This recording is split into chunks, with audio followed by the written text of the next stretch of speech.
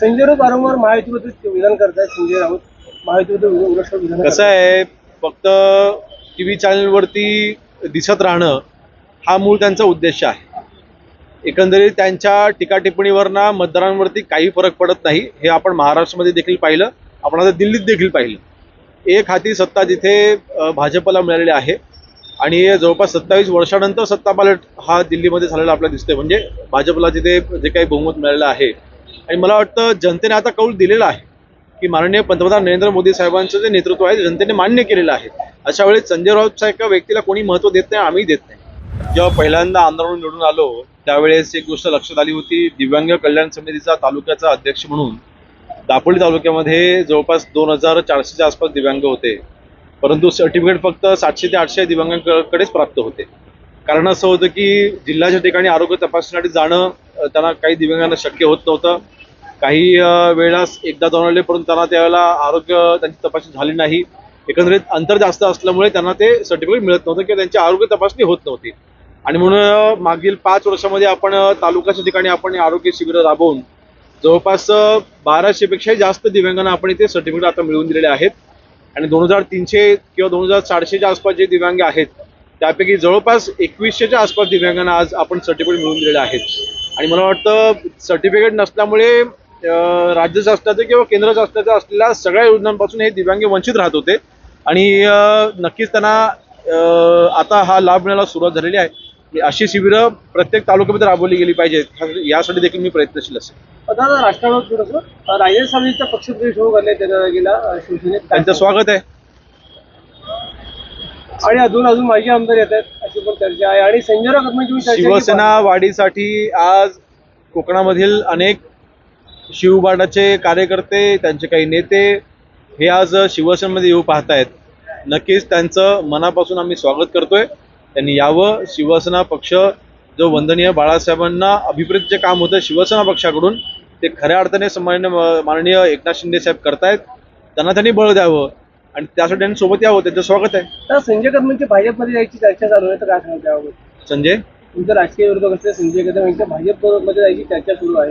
त्यांनी कुठल्या पक्षात जावं त्यांचा निर्णय आहे. 3 पक्ष बदलून झालेले आहेत, ते चौथाही बदलतील, काही अडचण नाही. संजय राऊत वारंवार महायुतीमध्ये विधान करतायत. संजय राऊत महायुतीमध्ये विधान कसं आहे, फक्त टीव्ही चॅनलवरती दिसत राहणं हा मूळ त्यांचा उद्देश आहे.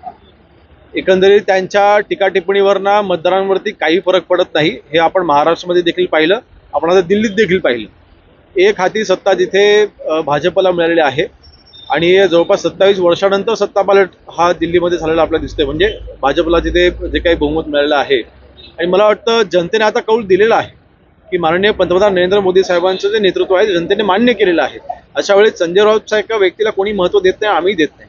1 वर्षापूर्वी इथे मुख्यमंत्र्यांच्या हस्ते उद्घाटन झालं होतं 50 बेडच्या हॉस्पिटलचं. तर त्याचं काम आहे ते एकंदरीत ज्या गतीने व्हायला पाहिजे. मी नाराजी व्यक्त केलेली आहे आणि मी अधिकाऱ्यांना आज शेवटची वॉर्निंग दिलेली आहे. 2025 पर्यंत ह्या कामाची मुदत आहे.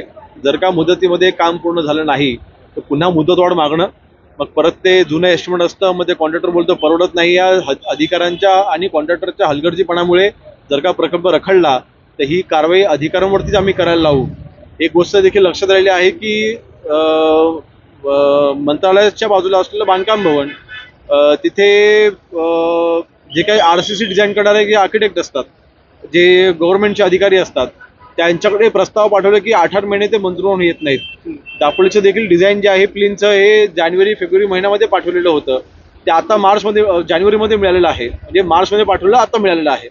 आणि 8-9 महिने जर का डिझाईन यायला लागत असतील तर मी आताच महाराष्ट्र राज्याचे सार्वजनिक बांधकाम मंत्री सन्माननीय शिवेंद्रराजे भोसलेंकडे मी आता फोनवरनं चर्चा केलेली आहे आणि हा विलंब का होतोय ह्याची जरा त्यांच्याकडनं तपासणी व्हावी अशी मी त्यांना विनंती केलेली आहे.